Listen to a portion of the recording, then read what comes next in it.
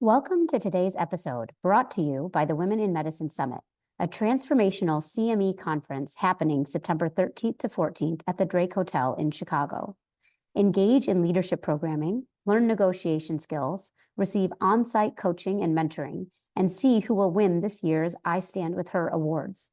This year, we're excited to offer unique programming that includes a special session on how using improv comedy can bring fun back into medicine. We also have financial sessions tailored to help you navigate the complexities of personal and professional finances.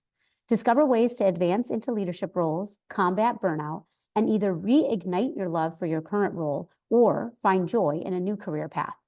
Don't forget our Friday evening gala, a highlight this year you definitely won't want to miss. Register now at womeninmedicinesummit.org and be part of the movement that is shaping the future of healthcare. Join us to network, learn, and celebrate the power of women in medicine. Welcome to the Revitalizing Doctor podcast. We interview trailblazers in medicine that embody the Revitalize Women vision to empower women to innovate and influence medicine, to value authenticity, respect, and work-life harmony. We recognize the challenges in medicine, and we're committed to providing coaching-informed strategies to help you go from surviving to thriving.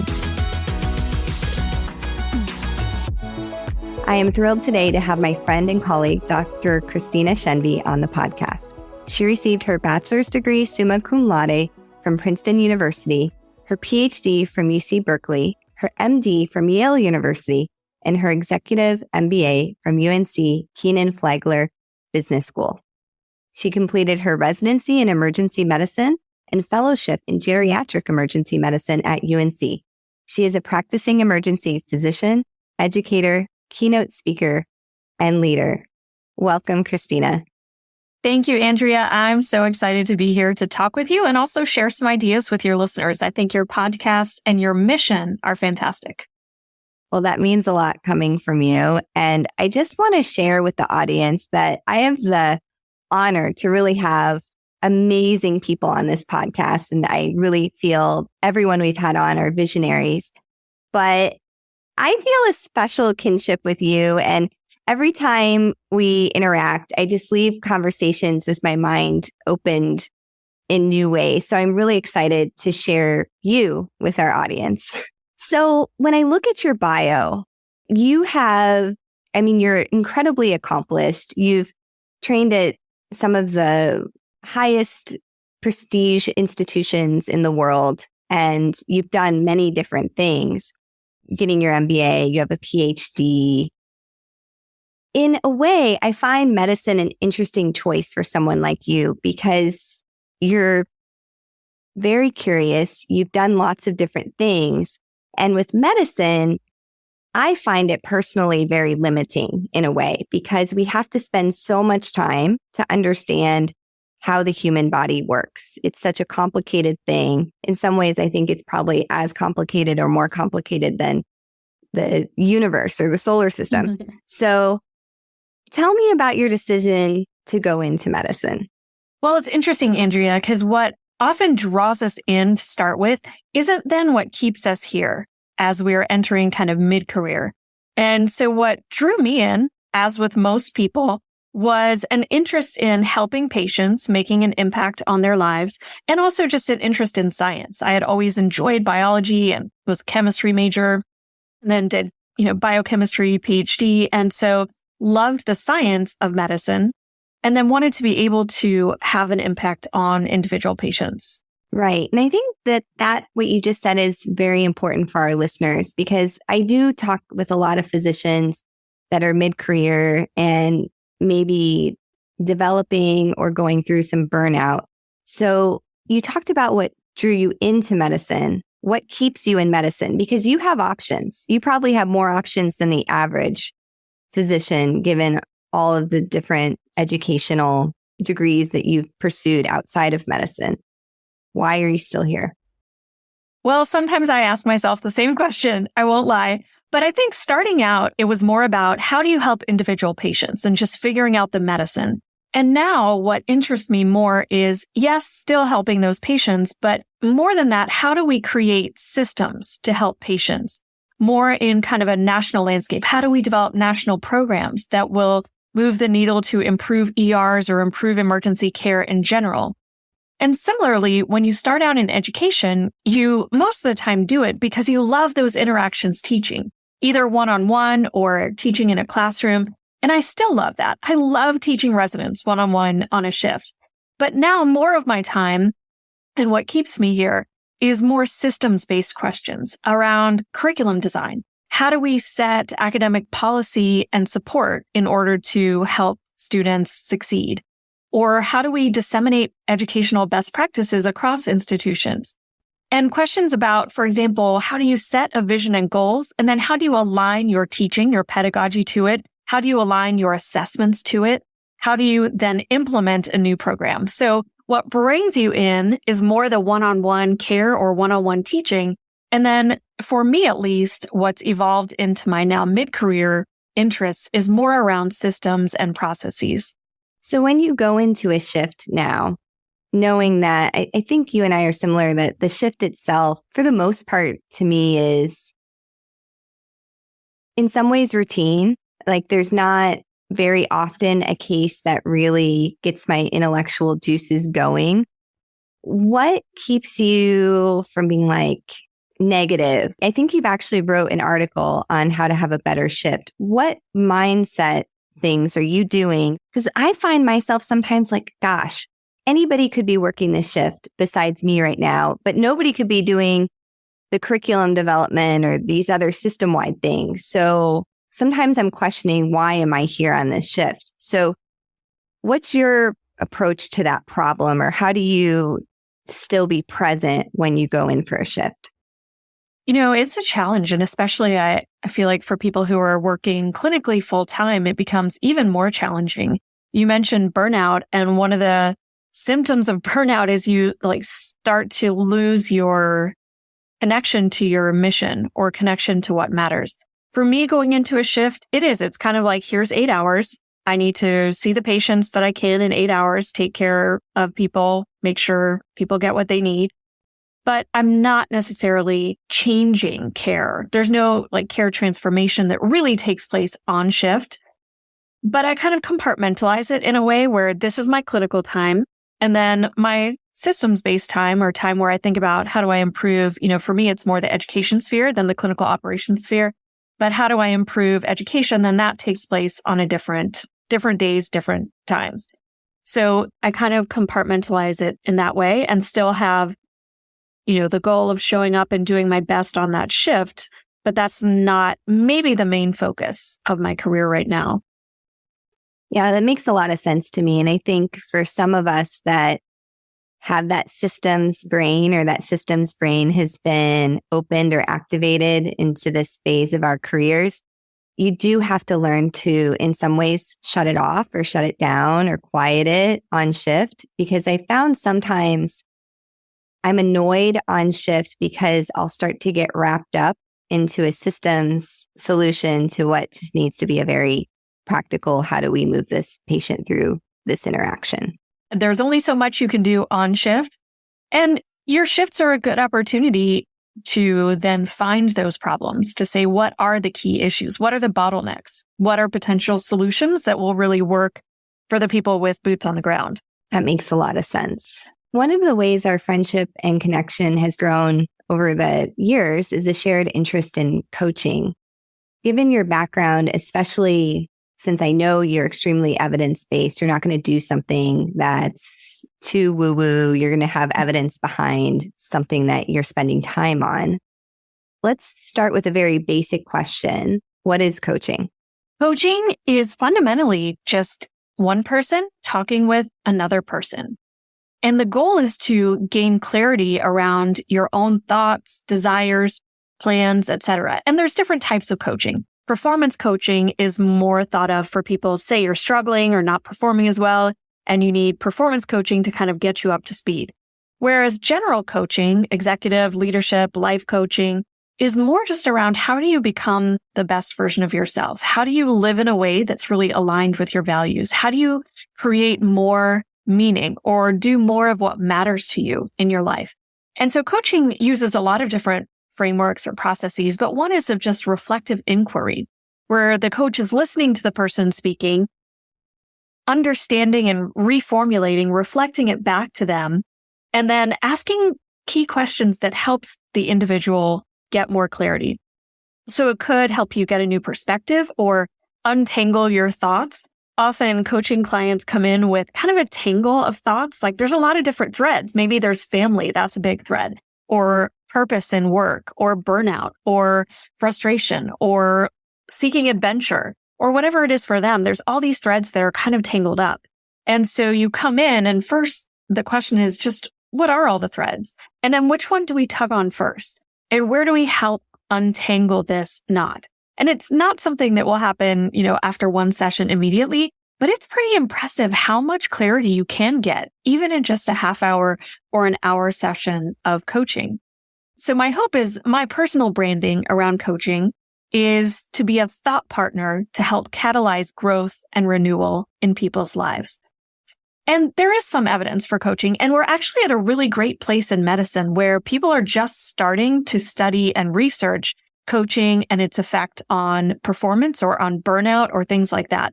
So there's some smaller studies at this point that have looked at coaching and found there's some benefit, but really we're still at the stages where we're building that evidence.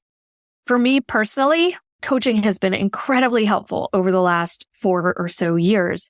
And I still get coaching as well as doing coaching. And I'm finishing up my coaching certification program right now. And I feel like if you are a coach, but you're not getting coached, then you're kind of not really buying into what you're selling. So for me, continuing to get coached has been really important for my own personal growth. I love that message. And I was just kind of internally chuckling because I have a coaching appointment this afternoon. Listeners of the pod will remember Cherie Johnson. So she's a psychologist and physician coach in Australia and author of The Thriving Doctor. And I am doing the Recalibrate program with Cherie. So I have my first session with her today, and we'll be having group sessions over the next 6 months. And I'm really excited for that program. I've thought about it for actually years when I first met Cherie, and I'm taking the leap today. So yes, Yay. We talk about coaching a lot on this podcast, and I am taking my medicine, doing my coaching. You will love it. I want to pivot to, I say pivot, but it's actually not a pivot because I think this question links into the idea of coaching, or at least when I read the question, I thought about how does coaching link to this? So I'm going to back up and give the audience a little bit of context. So most of our listeners know that there's a Facebook group called EM Docs that many emergency physicians belong to. It's a closed group. And you posed a question in that group about the future of emergency medicine. And actually, I don't really recall exactly how you framed it. What was the question? It was basically around, what do you think emergency medicine will look like in 15 years? Will it be better? Will it be worse? Will it be more regulated, less regulated? And people could add their own options as well for responses. So tell me why you asked that question. And I'll tell you my hypothesis from talking to a lot of emergency physicians would have been that everyone says that the ship is sinking. Everything's going to hell in a handbasket. But my second hypothesis is, while that's probably true in a lot of ways, I'm beginning to think that physicians have ceded a lot of our agency. And as we become increasingly burned out by the system breaking, we recede further and further into this mindset that nothing will change. And then vis-a-vis, nothing does change. So that was my take on the question and the responses, but I'm really interested in what you thought going into that and then what you found. Well, I was really just curious. I think we can fall into a couple different errors. One is to say everything is terrible. We kind of sit around and we awfulize. We talk about how awful everything is and how it's just going to get worse. And that can be one problem. But then if they truly believe this, which the majority of people said, yes, I think it's going to be worse in 15 years. A few people said, I think by then the pendulum will be swinging back and it will be getting better. But at least for the next 10 years, the majority said, yes, it's going to be worse for the next 10 years. If that's true, then why are so many people holding on? And I think there's another layer of belief that, no, somebody's going to fix it. Somebody will come along and fix it. So there's these kind of competing subconscious beliefs of everything's terrible and it's going to get worse, but there's this hope that maybe it will get better. And so that creates kind of some tension and also, to your point, some learned helplessness that we feel like as physicians, things just happen to us, whether it's hospital leadership, CMS, government, other payers, other people with power who are making things happen to us without our consent or without our involvement. And I think there's been years of learned helplessness that now makes it really hard to sense what is even going on. What is our future? So I was mostly just curious to see what people thought. And yes, the result, I think over 550 people voted, and the majority said they think that things will be worse in the next 10, 15 years. It's interesting to me because I've transitioned into a new role with a fairly new hospital. I think the hospital's only been there about 10 years. And I'm the simulation director there. And I got invited to be on the Code Blue committee. And part of that was they wanted to start some Code Blue simulations. So I went to my first Code Blue committee meeting, and it was in a large hospital conference room. And I walked in, admittedly, a couple minutes late, and took a seat in the back of the room. And I realized very quickly that I was the only physician present. And there was probably about 30 nurses in the room. And several issues came up, cases were presented, and I'd wait. This is my first meeting, so I'm not going to just, start piping up. But things were said, like, oh, these people aren't filling out the form correctly. And getting back to simulation and coaching, the inquiry. So I just started asking questions. Well, why do you think the forms are being filled out wrong? And then suddenly a nurse answers like, well, it's confusing. And then maybe this was happening. And everyone started chatting. And as I was sitting there in the room, I was like, oh my gosh, this is embarrassing that I'm the only physician here. Physicians have such an important role. I'm not saying we're the end all be all. That was a different phase of medicine. But the pendulum for physician involvement in the hospitals has swung the opposite way. So my call to action for the listeners is you have to start showing up. And you have to find ways for that showing up to be compensated so you can do it. I'm not asking you to add a free meeting. I'm done with being, especially mid-career people, we've done the free thing. I'm very fortunate that my time at that meeting is compensated very directly. But it really drove home to me that we have an important voice and that we have agency. And they were so happy I was there. They recognized, oh, Dr. Austin's here. And then a couple things came up and they're like, can you come up to the front and tell us about this? They were craving it. And I know that it's not like that in every hospital. I've been to other hospitals where the bureaucracy is so entrenched, the culture is so entrenched that it's very hard to break into. So I'm very fortunate for that. But do you have any reactions to that or?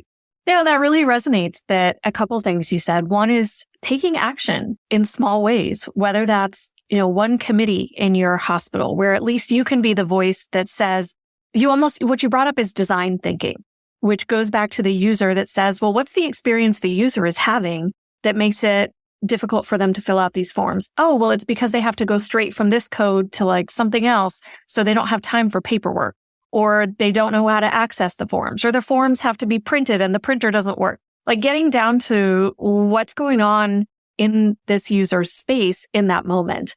And then also, yes, asking for compensation for your time. I agree. I've put in hundreds, thousands of hours for free of being on committees, speaking at things. And now there may be many committees that are just, quote, service committees that nobody is getting paid for.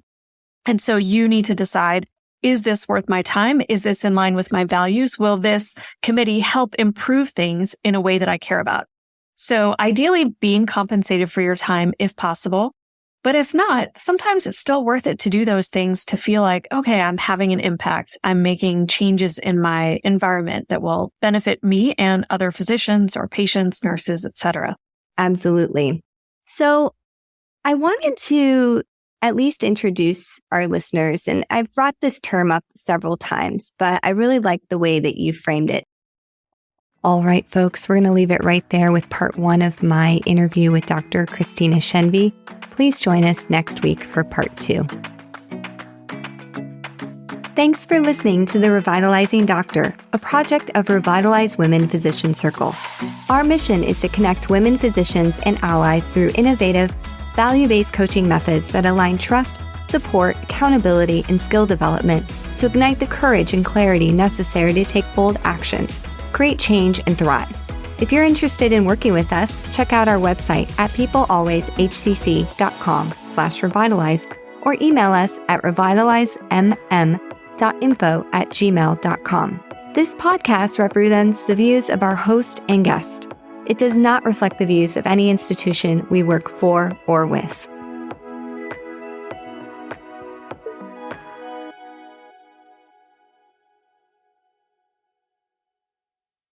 Hi, it's Dr. Risa E. Lewis, dropping in to tell you about a book that Dr. Adara Landry and I wrote. It's called Microskills, Small Actions, Big Impact. It's a business self-help book coming in 2024 by HarperCollins. Pre-order now. Microskills, Small Actions, Big Impact, wherever you buy your books.